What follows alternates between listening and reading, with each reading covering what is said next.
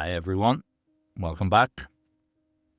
We're going to talk about Breaking Bad, episode 1, and ask the question, when does Walter really break bad? When does he go bad? When does he become bad?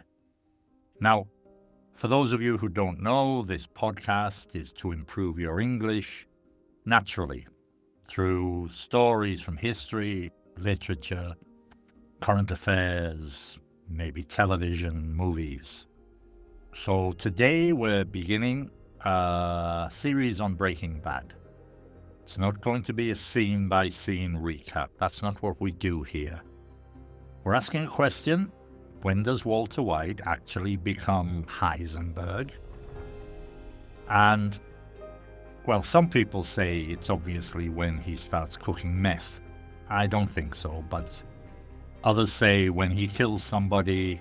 I believe his transformation began earlier, with years of frustration. But anyway, you'll hear phrasal verbs exactly as native speakers use them.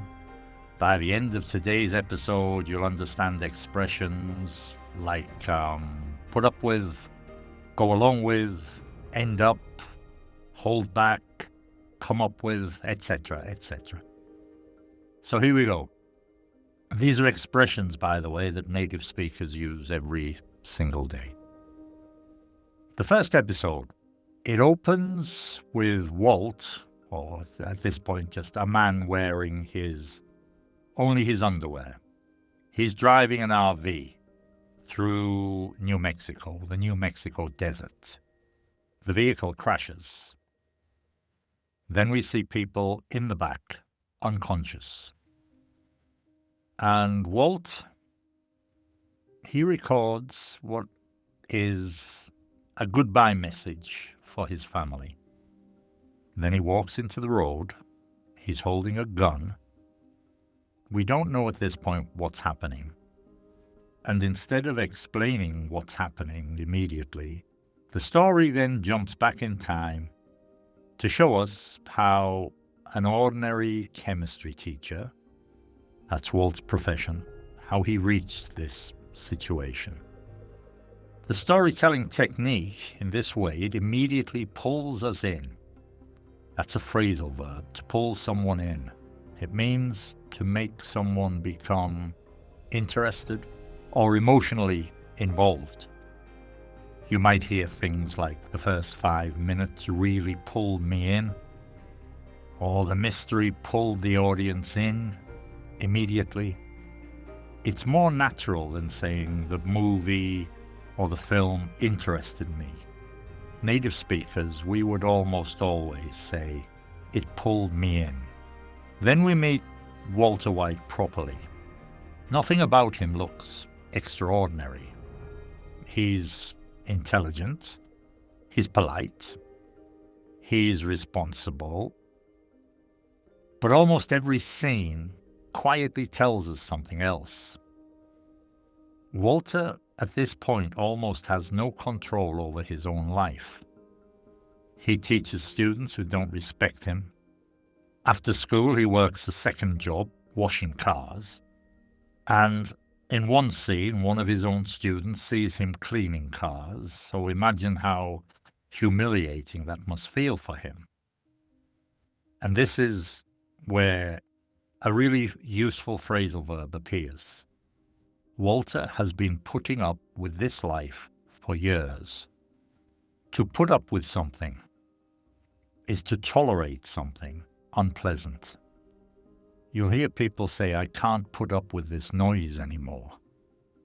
Or I put up with that job for 10 years. So one of the reasons this expression is so common is because life constantly gives us things we have to put up with. Traffic or stress, maybe a bad boss, or difficult customers, maybe neighbors. It's something most people can relate to. They have to put up with something. One observation here is that Walter doesn't suffer one enormous humiliation. Instead, his confidence is slowly destroyed, little by little, day after day. His wife controls many of the household decisions, not because she's cruel or bad, but because she believes she is helping him. His boss orders him around. His brother-in-law constantly dominates every conversation. Even his birthday. Somehow it becomes more about everyone else than about Walter himself. A psychologist would sometimes call this death by 1,000 cuts. It's not one catastrophic event. Hundreds of tiny frustrations that slowly build up over time. Death by 1,000 cuts. They build up. Again, that's another phrasal verb, meaning to increase gradually. Pressure built up over several months, or anger built up in Walt until he finally exploded. Those are examples to build up. So you notice that emotions often build up. Stress builds up. Tension builds up. Frustration builds up. Native speakers use this constantly. Now, at this point, we say that Walter goes along with everything. He rarely argues. He rarely complains. He simply goes along with whatever everyone else wants.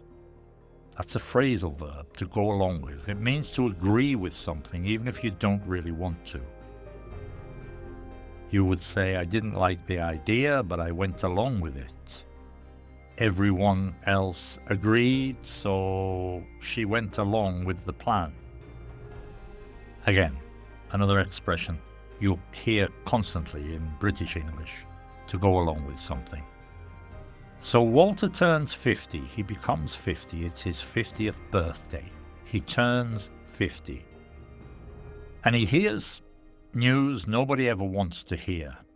He has terminal lung cancer. He's dying of lung cancer. Suddenly, time becomes limited.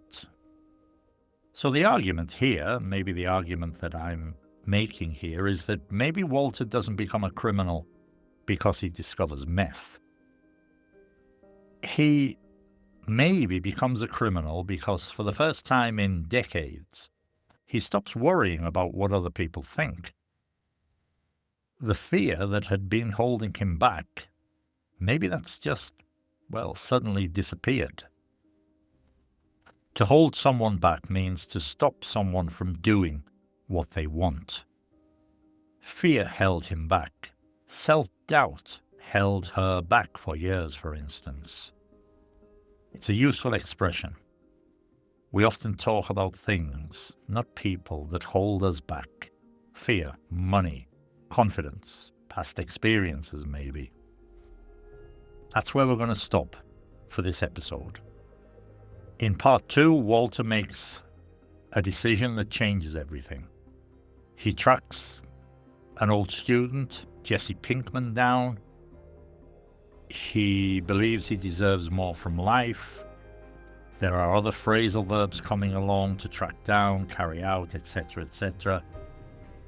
And importantly, we're going to ask whether Walter White really was a good man, or whether the other character inside him, Heisenberg, had been there all along. Thanks for listening. Keep practicing your English. Until next time, bye-bye for now.